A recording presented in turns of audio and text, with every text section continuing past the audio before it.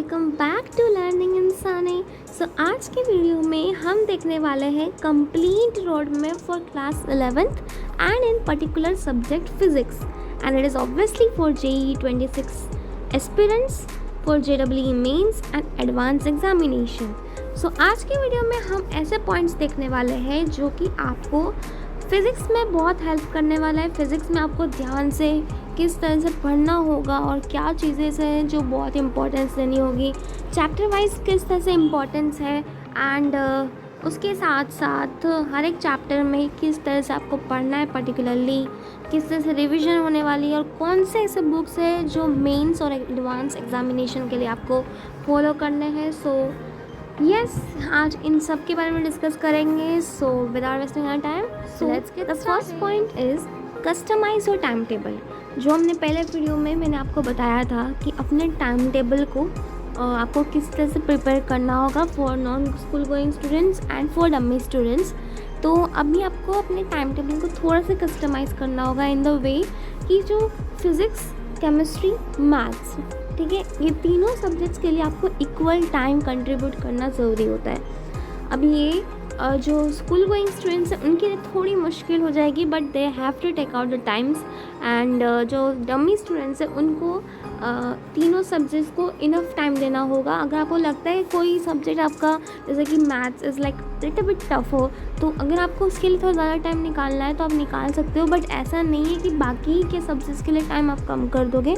तो time table में इस तरह से कस्टमाइज़ कर लो कि हर एक सब्जेक्ट्स को पर्टिकुलर टाइम आप अच्छे से दोगे एंड उस टाइम पे सबसे पहली चीज़ जो आपको करनी होगी वो होगी revision of the previous lectures, या फिर आप कह सकते हो जो भी आपको पहले पढ़ा दिया गया है उसका आपको रिवीजन करना होगा। रिवीजन के साथ साथ जो DPPs यानी कि डेली प्रैक्टिस प्रॉब्लम्स, उसके साथ जो भी होमवर्क्स आपको दिए जाते हैं फ्रॉम कोचिंग, वो आपको कंप्लीट करना होगा उस टाइम में। And I think it requires only 1 hour और 1.5 आवर मैक्सिमम। तो उतना करने के बाद अगर 3 आवर थोड़ा स्लो आप रखते हो तो बाकी के टाइम जो है बचा हुआ उसमें आपको प्रैक्टिसिंग करनी है from your self, like different books जो मैं आज आपको रेफर करने वाली हूँ, तो उसको फॉलो करो, उसकी कुछ क्वेश्चंस सॉल्व करो, या फिर जो भी आपको कोचिंग से प्रैक्टिस शीट मिलती है वो करना होगा आपको। एंड जो टॉपिक आप जिस दिन कंप्लीट करते हो ना, उसके क्वेश्चंस उस टाइम पे ही फिनिश करके सॉल्व करने का कोशिश करो, ठीक है। तो इस तरह से टाइम टेबल को कस्टमाइज़ करना, और ये सेम एप्लीकेबल है for maths and chemistry subject also. Physics के लिए भी और केमिस्ट्री मैथ्स के लिए भी ये एप्लीकेबल होगा अपने टाइम टेबल में। नेक्स्ट है कि शॉर्ट नोट्स बनाना मत भूलो। अब ये मैं फिज़िक्स के लिए बता रही हूँ कि फ़िज़िक्स में ना शॉर्ट नोट्स इम्पॉर्टेंट होते हैं। अब क्यों? क्योंकि जो कुछ चैप्टर्स आगे आपको जब आप पढ़ोगे 11th के चैप्टर्स, तो उसमें आपको समझ में आएगा कुछ चैप्टर्स में फॉर्मूलाज होते हैं। अब फॉर्मूला बेस्ड क्वेश्चंस हमने देख लिया है कि JEE 2024 में किस तरह से आते हैं, राइट। तो फॉर्मूला बेस्ड क्वेश्चंस भी आते हैं, कई बार थियोरेटिकल भी आता है और कई बार न्यूमेरिकल बेस्ड आता है। तो जब भी न्यूमेरिकल बेस्ड होता है उसमें कॉन्सेप्ट एप्लीकेबल होता है, जब भी थियोरेटिकल होता है वहाँ पे थोड़ा सा थियोरी हो सकता है, बट मोस्टली फिज़िक्स में हमें थियोरेटिकल नहीं देखने मिलते। बट जो भी फार्मूला बेस्ड क्वेश्चंस होते हैं उसमें सिर्फ फार्मूला से लगाना होता है और आपके पास आंसर आ जाता है। तो उस टाइम पे क्या होता है कि कई स्टूडेंट्स के पास क्वेश्चंस को फार्मूला याद ही नहीं होते, तो they will lose the 4 marks there, right. तो इसलिए शॉर्ट नोट्स बनाओ जिसमें आप फार्मूलाज मेंशन करो, थोड़े बहुत कॉन्सेप्ट मेंशन करो, ठीक है। और ये कुछ चैप्टर्स के लिए मैं बताऊँगी जब हम चैप्टर वाइज डिस्कस करेंगे कि किस चैप्टर के लिए शॉर्ट नोट्स बनाना ज़रूरी है, ठीक है। जो नेक्स्ट है वो चैप्टर वाइज इंपॉर्टेंस, वो हम लास्ट में कवर करते हैं। उससे पहले चलते हैं, ब्लॉग्स नहीं बनने देना। देखो रिवीजन के बारे में मैंने बता दिया अपने पहले ही पॉइंट में कि टाइम जब निकाल रहे हो तो रिवीजन तो बहुत ज़रूरी है। हर दिन का जो भी पढ़ाया जाता है वो नेक्स्ट डे या उसी दिन रिवाइज करना पड़ता है, क्योंकि फिर आप जैसे जैसे चैप्टर एंडिंग पे आएगा तब आप उतना स्टार्टिंग के जो कॉन्सेप्ट या फिर जो भी थ्योरीज है वो आप भूलते जाओगे। इसलिए डेली बेसिस पर रिविज़न करना बहुत ज़रूरी होता है। एंड बैकलॉग्स के बारे में अभी JEE 2026 एस्पिरेंट को नहीं पता होगा, क्योंकि अभी वो न्यूली क्लास 11th में आए हैं। बट बैकलॉग्स मतलब यही होता है कि आप कोई भी चैप्टर को मिस आउट कर जाते हो due to any reason, for your health, या फिर कोई भी ऐसे ही बंक मार दिया क्लासेस, ऑनलाइन है तो और भी, तो कोई भी रीज़न से अगर आप क्लास कोई भी मिस आउट कर जाते हो या फिर आपने एक चैप्टर देखना छोड़ दिया, या फिर कुछ भी होमवर्क्स, TPPs, मॉड्यूल का वर्क तो आप भूल जाते हो या फिर आप नहीं कर पाते हो अपने टाइम में, तब वो बैकलॉग आगे जाके क्रिएट हो जाता है, उसको हम लोग कहेंगे बैकलॉग्स।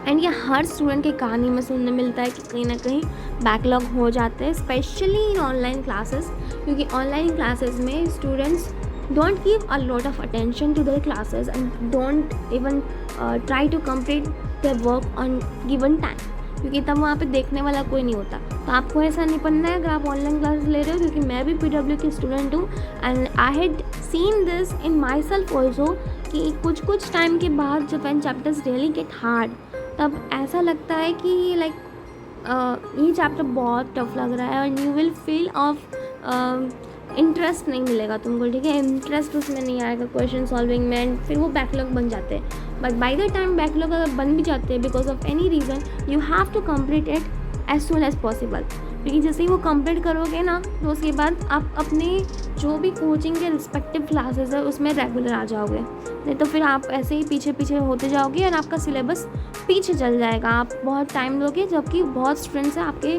पहले ही कंप्लीट कर चुके होंगे अपना सिलेबस, ठीक है। तो कोशिश करनी है कि बैकलॉग नहीं बने कुछ भी करके, एंड फिर भी अगर बैकलॉग बनते हैं तो विथ इन अ वीक बस ख़त्म कर देना है बैकलॉग को, ठीक है। कौन से यूज़ करें फॉर स्पेसिफिक फिजिक्स? देखो फिज़िक्स के लिए स्पेसिफिकली बताऊँ तो जो पहली बुक आपको सॉल्व करनी चाहिए वो है HCV, ठीक है। HCV मैं शॉर्ट फॉर्म में लिख रही हूँ, it is basically HC Verma का बुक, ठीक है। उसके 2 वॉल्यूम्स आते हैं, volume 1 is for class 11th and volume 2 is for class 12th। Class 11th में अगर जाते हो तो HCV का फर्स्ट पार्ट ले लेना, और ये तो हर किसी के पास रहता भी है इनफ, क्योंकि सबसे basic book after your coaching material is HCV, जो कि आपको सॉल्व करना होता है, कि उसमें कॉन्सेप्टली एंड थ्योरेटिकली इवन काफ़ी तरह से हर एक क्वेश्चन में कवर्ड हो जाता है। तो आपको HC वर्मा पे फोकस्ड रहना है first of all after doing your coaching materials. Second book जो आपको जाके सॉल्व करना है वो होगा आपका अरिहंत पब्लिकेशन का। देखो मैं ये रेकमेंड कर रही हूँ, like you can do it, but अगर आपको लगता है कि अरिहंत वाला में बहुत ईजी है तो मैं क्यों ही करूँ, then you can, it's only based upon you, तुम्हें करना है तो कर सकते हो।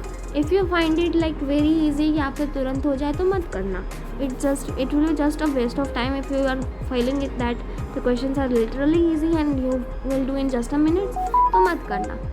तीसरा जो बुक है वो होता है मैकेनिक्स वाली बुक होती है, इट्स नेम DC पांडे, ठीक है। अब आपको लग रहा होगा कि इतने हल्के हल्के बुक क्यों बता रही हूँ, तो देखो जो स्टूडेंट्स यहाँ पे ऐसे भी बैठे होंगे जो ये वीडियो देख रहे होंगे, जिनको अपनी जर्नी स्टार्ट करने के बाद लाइक मैकेनिक्स जब शुरू होगा तब आपको लगेगा कि लिटरली हार्ड होते जा रहा है, उनके लिए अगर आपको प्रैक्टिस करना है, अगर आपको मेहनत करनी है, तो आप ये बुक ऑनलाइन भी अवेलेबल है, ऑनलाइन इन द सेंस कि PDF आप डाउनलोड कर सकते हो, ऑनलाइन वेबसाइट्स पे अवेलेबल होता है। अरिहंत की मैंने भी ऑनलाइन डाउनलोड की थी, DC पांडे ने भी ऑनलाइन डाउनलोड की थी। HC Verma it's better you will by it, it's better that you should by it. चौथी बुक जो है वो है इरोडॉफ, ठीक है। अब इरोडॉफ मैंने यहाँ पे लिखा है सिर्फ, तुम्हें ये जाके ख़रीद करके इसको सॉल्व करने नहीं बैठना है। क्यों?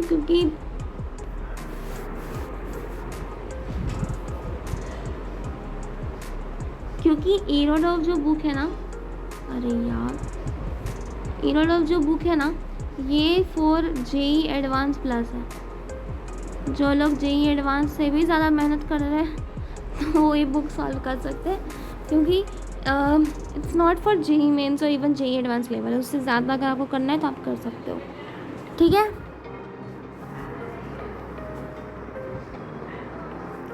ओके तो ये सारी बुक्स थी, और भी बुक्स आती है, ठीक है। डिफरेंट बुक्स आपको ऑनलाइन भी अवेलेबल मिल जाएंगी। रिकमेंडेड यही है कि कोचिंग मटेरियल्स करो पहले, फिर HC वर्मा करो, क्योंकि HC वर्मा बहुत ज़रूरी होता है। एंड फिर भी अगर आपको कहीं ना कहीं लगता है कि आपसे क्वेश्चंस नहीं अच्छे से बन रहे, आपको थोड़ा डिफ़िकल्टी आ रही है इन सॉल्विंग HC वर्मा, तो आप ये DC पांडे और अरिहंत कर सकते हो। अरिहंत की PYQ वाली भी बुक आती है जो पर्टिकुलरली मैंने भी सॉल्व की थी, आपको चाहे तो आप कर सकते हो। अगर आपको ईजी लगता है then you just skip it down. अगर आपको HC वर्मा हो गया नहीं, you are fully in confidence, तो आपको नेक्स्ट जो बुक सॉल्व कर सकते हो वो होता है सेंगेज, ठीक है। सेंगेज कर सकते हो, और सेंगेज कंप्लीट हो जाए तो मतलब तुम्हारा जेईई एडवांस का लेवल कंप्लीट हो चुका है। तब तुमको इरोड ऑफ करना है तो तुम इरोड ऑफ तब कर सकते हो, ठीक है। फिर तुम्हें इरोड ऑफ करना है तो कर सकते हो। तो आज की वीडियो के लिए इतना ही। अब बहुत लोग सोचेंगे कि ये तो नहीं बताया, तो इसके लिए एक सेपरेट वीडियो आएगी जिसमें चैप्टर वाइज इंपॉर्टेंस, किस में शॉर्ट नोट्स बनाने, किस में रिविजन बहुत करना है, किस में फॉर्मूलाज बहुत होंगे एंड किस में तुम्हें परेशानी होगी। अलग वीडियो में बताऊंगी क्योंकि डिटेल्ड बनाना पड़ेगा। और आज की वीडियो के लिए इतना ही and don't forget to like, share, subscribe and stay tuned for the next video that's coming, will be interesting on vlog 2.